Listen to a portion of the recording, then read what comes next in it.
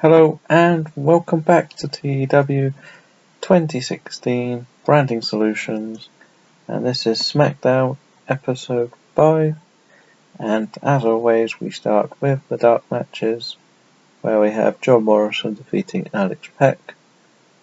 Not the best rating, but Morrison needs to win a few more matches before his title match. Becky Lynch defeats Tamina. A simple match. Tamina isn't going to be here much longer. Becky Lynch needs some wins. And Jay Lethal defeats Lance Rush with the Lethal combination. And good show, good match, good performance from both of them for the short match that they have. And the final one is Andre Cool versus Bray Wyatt. Bray Wyatt wins. Again, I'm trying not to use him in matches on TV, much like the real show. And that completes the pre-match, and we go straight to the main show. We have an 88B when Seth Rollins and Daniel Bryan have a confrontation in the ring before John Cena says he's waiting for his chance to take on the winner of those two. Of course, Seth's going to laugh this off because he thinks Cena's got to go through the chosen ones, which includes Bad News and Cody Rhodes. And Bray Wyatt appears because Bray Wyatt always appears when Daniel Bryan's around, because he's haunting Daniel Bryan, and that's part of their ongoing storyline.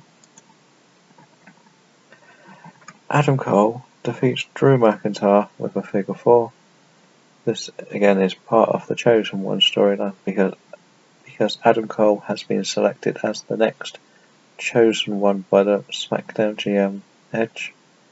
And Drew McIntyre and the rest of them aren't happy, but Adam Cole needs wins, and somewhere along the line Drew McIntyre is actually the weakest rated of all of them, which is sad to say.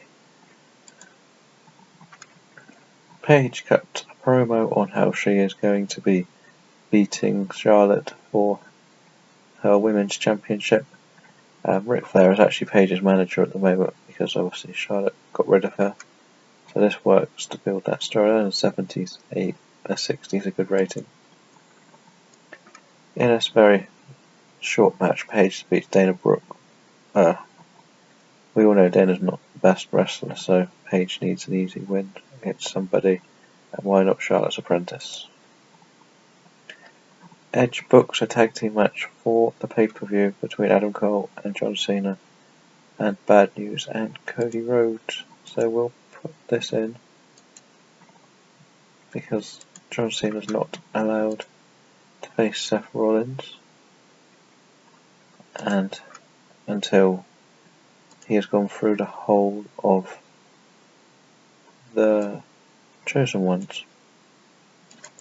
And that's part of the storyline because Seth is the current Chosen One. He will continue to control anyone below him, and it's just simply they're gonna control him. This is a good way to get Adam Cole a win, even if Cena gets the 1, 2, 3.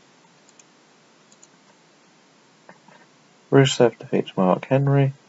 Again, a simple, let's just give Rusev a win segment.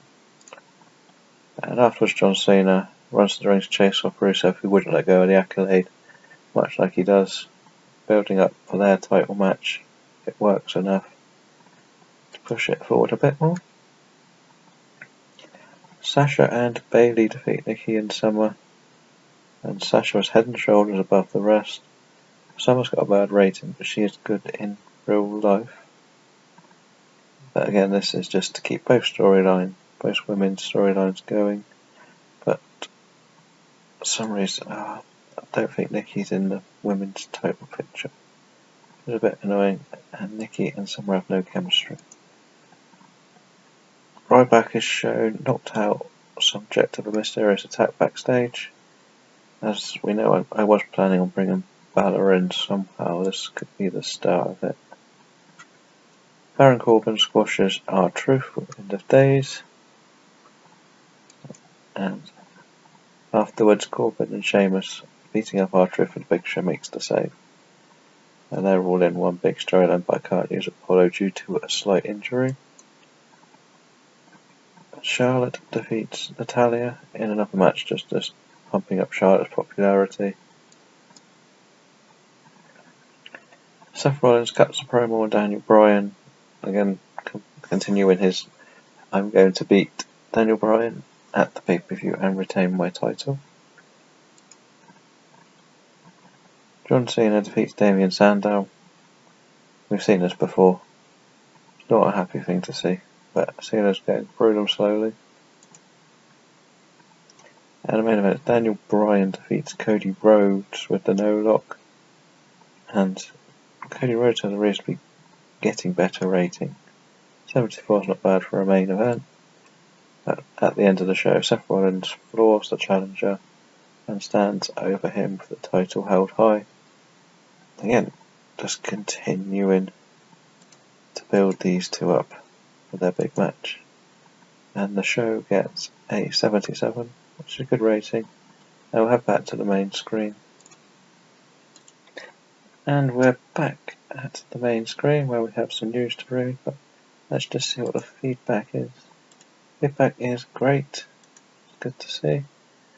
And TNA gets a 54 with the main event, a big tag team match, which doesn't seem to ever get ratings. And the news, Apollo Crews is fully fit, that's good. And Eric Young is now dating someone outside the industry. I know he's on the short list, but I can't hire him because he's still on a pay per appearance still at TNA. Which doesn't help. Let's just check the storylines for Smackdown, see how they've gone. It's gone down a little bit. That's got worse. That's getting better. That's still struggling. That's improving a bit. And that's got better again. See if any more people have made the hot list. Baron Corbin's now number 1, which is very confusing, but and who's not? Summer Rae sunk into there now, and there's not much you can do with her with that ability, so we'll end the show here, and we'll be back for Shockwave next episode.